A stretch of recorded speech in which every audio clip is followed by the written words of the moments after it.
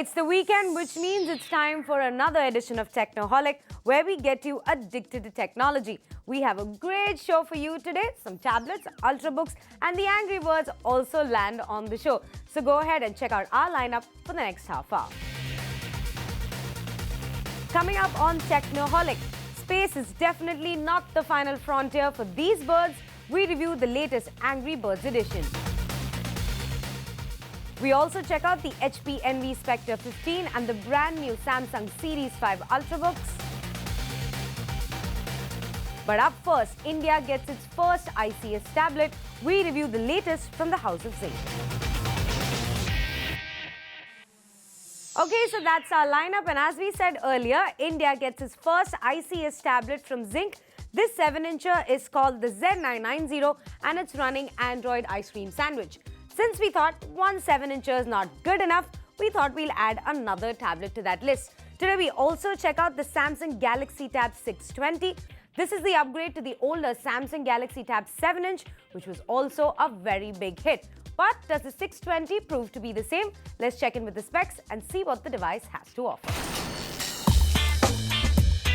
Samsung Tab 620 sports a 7-inch 1024x600 resolution touchscreen display up front, powered by a 1.2 GHz dual-core processor backed by 1 GB of RAM.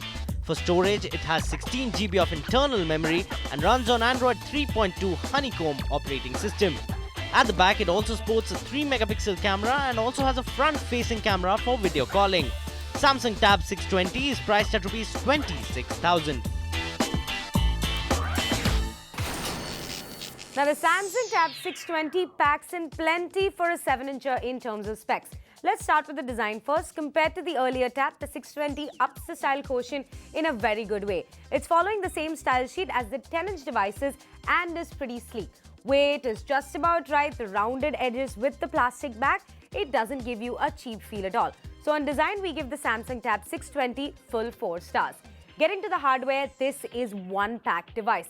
The screen is not the Super AMOLED that you would find on the Note or even the S2, but this is a 1024 by 600 screen and is pretty bright enough. It's also got a dual-core 1.2 GHz processor on the inside, 1 GB RAM, 16 GB internal storage, which can be ramped up via micro SD, Wi-Fi, Bluetooth, 3G, the complete works. Now, for a 7-inch device, that's a lot. So in terms of pure hardware, it is a considerable improvement, yes. And for that, we rate it at 3.5 stars. It's good, but it's not extraordinary for Samsung. On touch response and software, we've reviewed that version of the OS far too many times on the show, so it's safe to say all is well in that area. Samsung, although, has given the facelift, that's the OS facelift for the 620 with nice bright colors. Touch response is really good, very good actually, and it does not lag at all. Videos and music play fine, support for plenty of formats. So on software and touch response, again, an average rating of 3.5 stars. As far as the camera goes, it has a 3-megapixel camera on the back with flash and clicks some pretty decent pictures. But with this weight, I would think that plenty of people would actually want to click and tag a lot of pictures on Facebook, so Samsung should have added a better camera. Video recording is at 720p, which is also pretty good. So the camera gets only 3 stars. So what's the final verdict on the Samsung 620? First, let me tell you the price. 26,000 rupees approximately, which is very expensive. You can get an iPad 2 for cheaper now at just about 24,500 bucks. That's a 16 GB Wi-Fi version.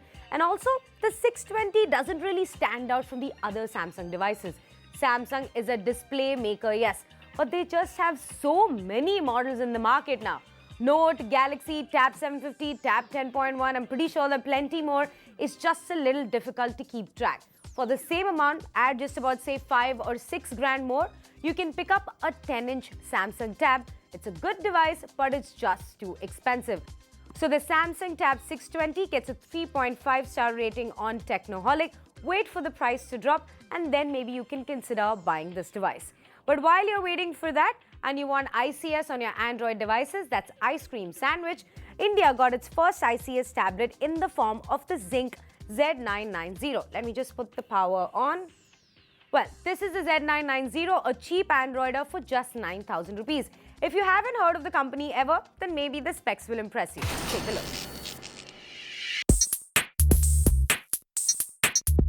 Zync Z990 tablet sports a 7-inch WVGA touchscreen up front and runs on Android 4.0 Ice Cream Sandwich. It is powered by a 1.2 GHz Vivante GC430 processor and has 4 GB of internal memory. For connectivity to other devices, it has micro SD card support, full USB port, a mini USB port and an HDMI as well. It also features both Wi-Fi and 3G support and comes at a price tag of Rs 9,000. Those are the specs of the Z990, and for a 9,000 rupee device, it actually packs in a lot. But is that good enough? Let's start with the design. It's all plastic and feels a bit clunky, tad bit cheap feel. But I guess that's what you get for that price. Power and menu buttons are on the top, but sadly no volume rocker buttons on the side. It's all black, yes, but it could have definitely had better build quality. So on design, it just gets 2.5 stars. Getting to hardware, it has a full USB on the side for data transfer and also supports a 3G dongle, a mini USB, a micro SD slot that goes up all the way to 32 GB. The internal memory is about 4 GB, an HDMI port, Wi-Fi connectivity, everything. On the inside, a 1.2 GHz processor and also 3D game support. So on the hardware front, that's plenty for a cheap Androider, and it actually works fine too. But the screen is where it all goes down. It's just a WVGA screen. Most sub 10K tablets stick to that resolution, but still a better screen would have been nice. It's the first ICS tablet, for God's sake. No back camera also, and since it's lightweight, I would have actually liked a back camera. There's a front camera for video calling though. So although it packs in a lot, the lack of volume buttons and a back camera, we're just gonna give this 3.5 stars on hardware. Software and touch response is up now. Touch response is average. It's smooth but lags sometimes. Software is ICS on it, and they've decided to keep the original skin, no customization. So now you can see the apps and the widgets and scroll between them. But also remember, folks, if you're looking for the market icon, it's been renamed to Play Store. So that's the icon you're going to look for when you want to download your apps. Not many bundled apps, which is also a downer, and also the interface is a bit slow and sluggish at times. Also, the screen isn't properly optimized for ICS because some icons just get cut on the side after download. It supports plenty of video and audio formats, so that's good, but you're really going to miss those external volume buttons there. All in all, it's a very decent first step, but I think the next version from Zync will be better. So on software and touch response, we give it 3 stars. Coming to the camera, as there's no back camera, there's only a front camera, which is the same across most tablets, so no rating on the camera. So, for 9,000 bucks, is the Z990 a good ICS tablet? Well, it's a step in the right direction, but it's clearly too early to buy an ICS tablet now. We suggest wait and see what the competition brings to the field, and also see the next version of this device. It's got plenty of problems now, but it's still a good attempt.